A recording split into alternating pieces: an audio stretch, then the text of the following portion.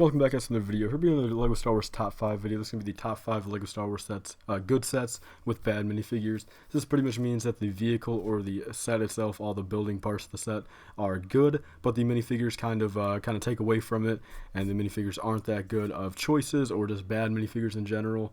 Really shouldn't have been in the set. It's kind of hard to kind of judge this because they tend to do it pretty well. It's just so much, sometimes like the quantity of minifigures we don't really get.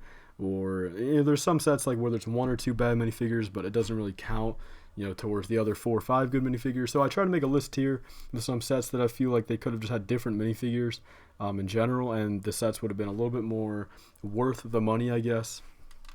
So I got 5 right here, guys. Starting off with number 5 is the Alderaan MHC. This is from 2013. I came with 2 Alderaans, which is perfectly fine. I personally think the Alderaans they did were pretty good. I've used them before. I've used them in, I used like 70 at once. They look good in an army. The Alderaan MHC itself is good. It's a little underscale, but of course they can't do a huge ass thing. And plus the ones on the TV show would have been hard to make like a Lego set of, since they were a lot more like kind of flexible in the TV show. But then it came with Ahsoka, which was never on Umbara. And it came with a Coruscant police gunship a year later. Really wasn't a crazy Ahsoka. Then it came with a 212th clone, which was pretty much yellow. So a bad clone trooper right then. Which 327th were never on Umbara. In my opinion, I think they should have done, if anything, just to make it more realistic. I mean, I understand Captain Rex came out that year in another set, but even if they did, Captain Rex, even if they did the 501st clones, if they would have done, hard case maybe, or 5s, if they've done like 5s and a 501st clone, or 5s and a 212th clone, like an actual one, then I feel like it would have been a lot better of a set.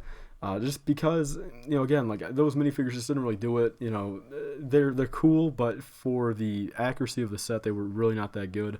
The next one is the number 4 is the Republic Fighter Tank, the original one from the Clone Wars 2008, and it's a great set, fantastic set. I love it so much. Probably my number 1 set, or my top 5 sets ever.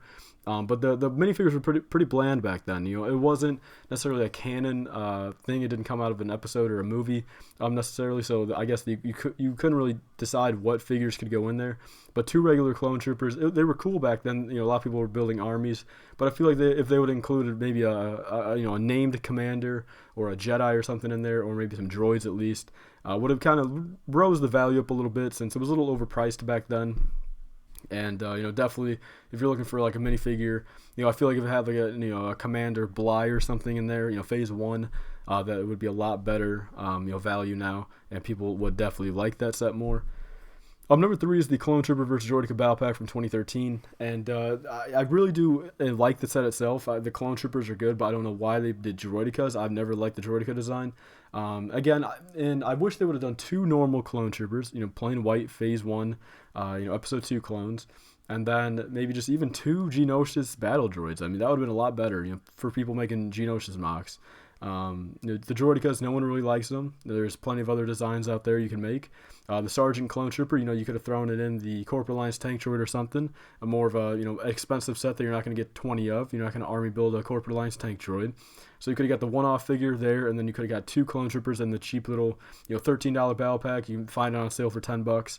It'd be a lot better like that. Number 2, guys, is the Y-Wing from 2012. And just for the price it is, there's only 3 minifigures. It comes with a cool Leia, though, I'm not going to lie. That's a nice Leia, pretty valuable now. But then it comes with a pilot, and then that weird astromech droid, which is a cool astromech droid, but again, for the price you're paying, only 3 minifigures and not really anything that crazy. I feel like they could have done a little bit different, or even if they would have kept the same 3, maybe added another one, added like Luke or something, or different, X-Wing pilot or Y-Wing pilot. Or even like a Han Solo maybe, something like that, or even another like rebel officer or admiral, just to kind of add to it, since you're only getting 3 minifigures for the $60 it was. So it's a little bad there. My number 1 then has to be the V-19 Torrent from the Clone Wars. Just looking back, it came with just 1 clone pilot for the $50 it retailed at. I just don't really understand that. They could have included anything else, even a regular clone. Another clone commander, maybe 2 clone pilots, maybe a normal clone pilot and like a cooler clone pilot, or, something like that, just a named clone trooper, I guess, even if they just wanted to do one. But yeah, that's my opinion on the top 5 sets that, are good, but just have, like, minifigures that don't really do anything for me. Again, just a personal list. If you guys have any, leave them down below. I'd love to hear them. And yeah, guys, I want to thank you guys all for watching. Please like, comment, and subscribe. Stay tuned for more. See you guys later. Bye.